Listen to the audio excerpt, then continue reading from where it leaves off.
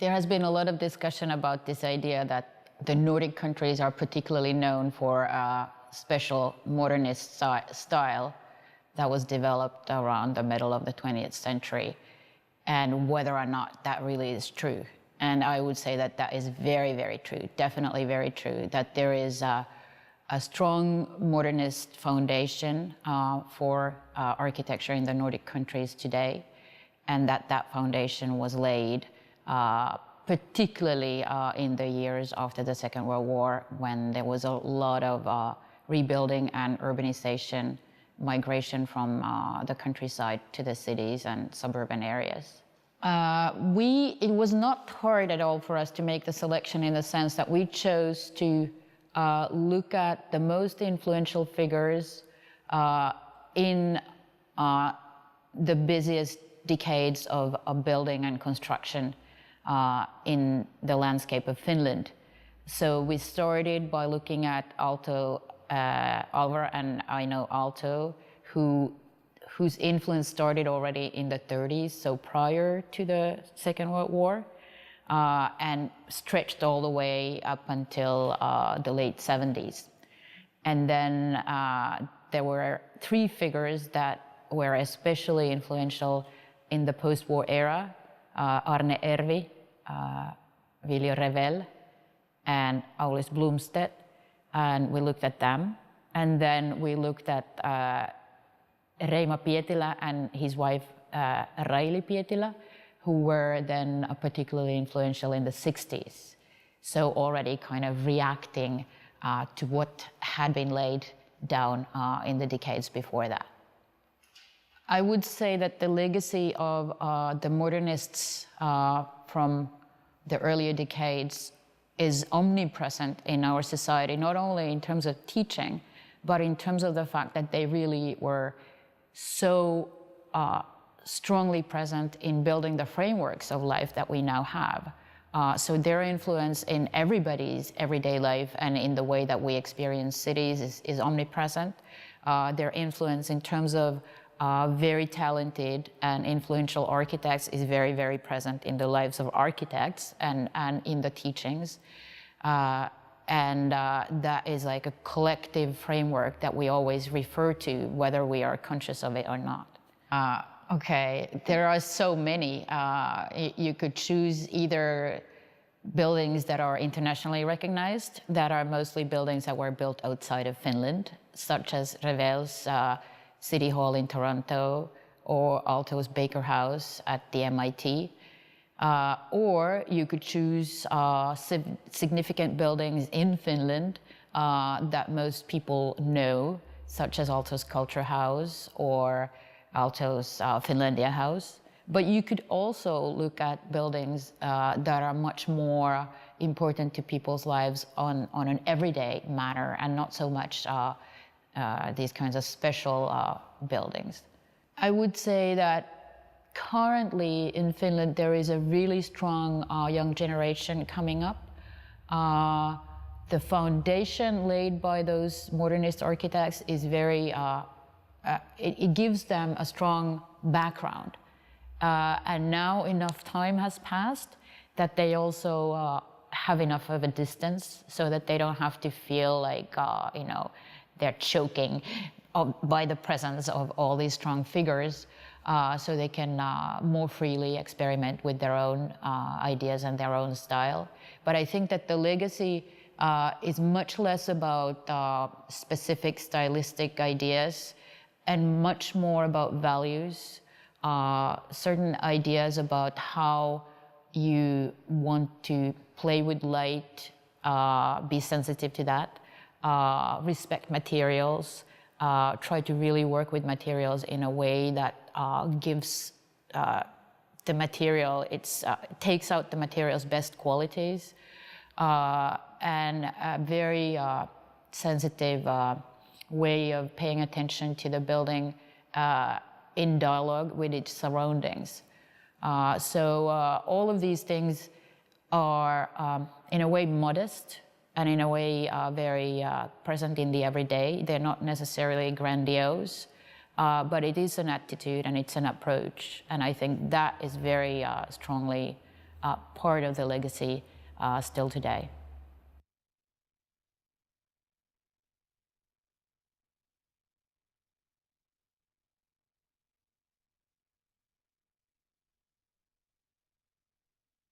We made a selection. You know, it was a quite difficult task to pick only 5 persons that could be described as ghosts. I don't think they are ghosts, but I think there are several people that have contributed to Norwegian architecture, both in the 19th and 20th century, that could be mentioned.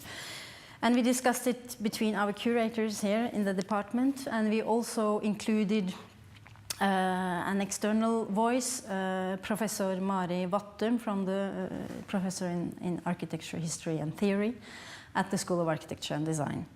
And then we managed to cut down the list to 5 persons, and it was not that difficult to pick 2. I mean, Sverre Fehn is definitely not a question. He is one of the big names in Norwegian architectural history. And also Christian Nordberg-Schultz, the theoretician that wrote a number of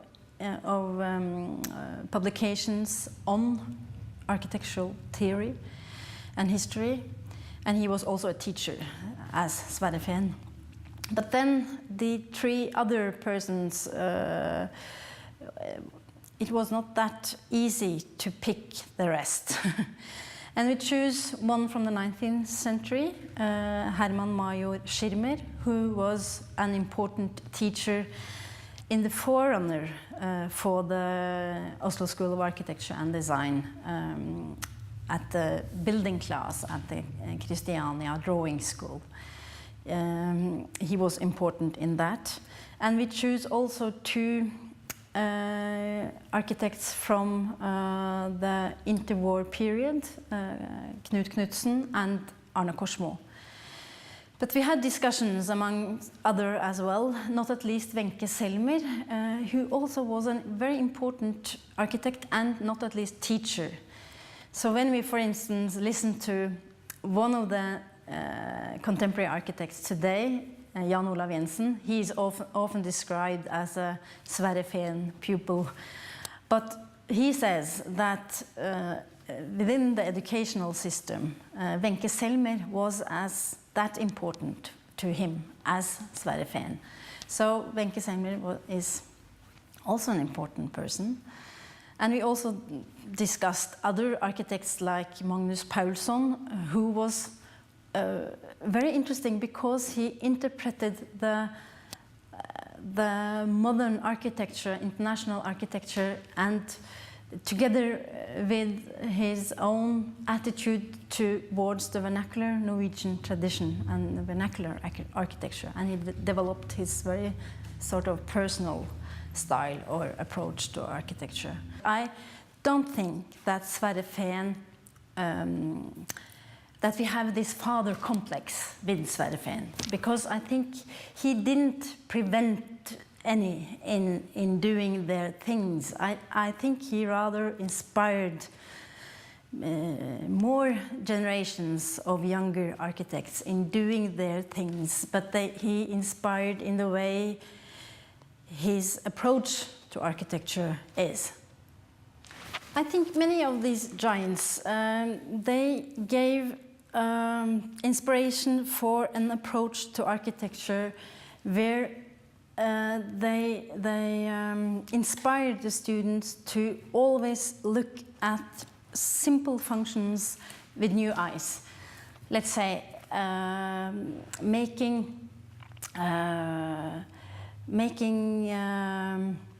just to make a small entrance to a building, a small one-family house. Both Sverre Fehn and Knut Knudsen and Wenche Selmer, they inspired the architectural students to think new about how to solve all the children's shoes and boots in the entranceway, for instance, and how to make an experience out of every daily function. And this tendency might be a long one that runs from, let's say, the 19th century and up till today. and is a tendency that both intersects but also runs parallel with the development of an architectural style.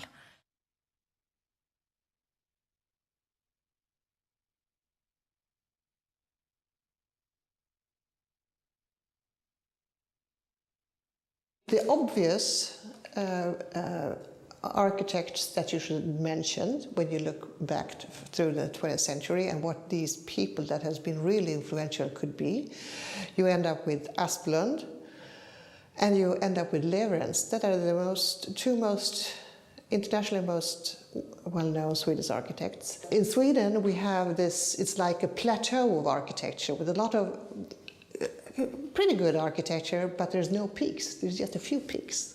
And those peaks are Asplund and Lewerentz. When you look internationally, Lewerentz is the figure that you see that is peaking up, that is inspiring for a lot of people.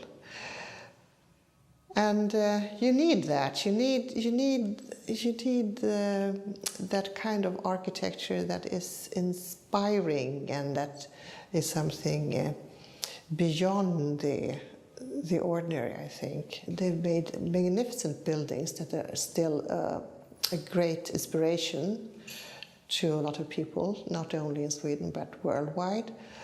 But if you look at what they have meant to the architectural society and then if any of their thoughts has been living on for a longer time, the answer is not as clear or not as easy to say. To enhance architecture as a means that could bring a more inspirational and a better way of ordinary life also, not just the, you know, the iconic buildings, the churches and to the big public buildings, but also to the more common life, the ordinary life. That's something to strive for, I think. When it comes to influences and those, I don't want to call them mythical figures, but these figures, important figures in Swedish architecture, and what Swedish architecture is like, how they influence people today, I don't think that anyone would admit that they have set the standard at the standard is kept at this level, but there is a kind of congruency. I would say that there is a lack of multitude in Swedish architecture, what is being built actually. There is this style, this Nordic style, that it might not even be especially conscious. But for instance, when the people that apply and get into the schools, I think you have limits there. I think it's much harder with someone with another background to get into school because it doesn't look the Scandinavian way, so to speak. But you have to have some skills in this style that we have been working with and know. To prove your point and to get into this education. And I think we lack this, although we now in Sweden are more of a multicultural society, we lack to recognize those parts. Of course, with the global situation, there's a lot of influx from other countries and there's a lot of people that now go abroad to study and they bring back ideas here. But I think there's a stagnation that doesn't have to do with ideas so much as to carry out the ideas. I think when it comes to the clients and to the ones that are commissioners, there's a lesser understanding of what architecture can bring and what architecture can do. There's kind of the jante law, I don't know what it is in English, but you know that you can't really stick out. You should, naysayers, yet you should, you know, don't try to be more than anyone else. That is very strong also here in Sweden, and that also comes to the building business actually. People don't see building as so much as a way of being inspirational, as being visionary. They want to keep it, you know, at the same level as everyone else, really. And that is a really really something that ought to change, I think, because to see, and I think that's what people did actually in the 30s and 40s when they embraced modernism as a tool of changing society, as to bring something more interesting or better and better for everyone. That is something, this visionary thought that architecture could bring this is something that we would need, actually.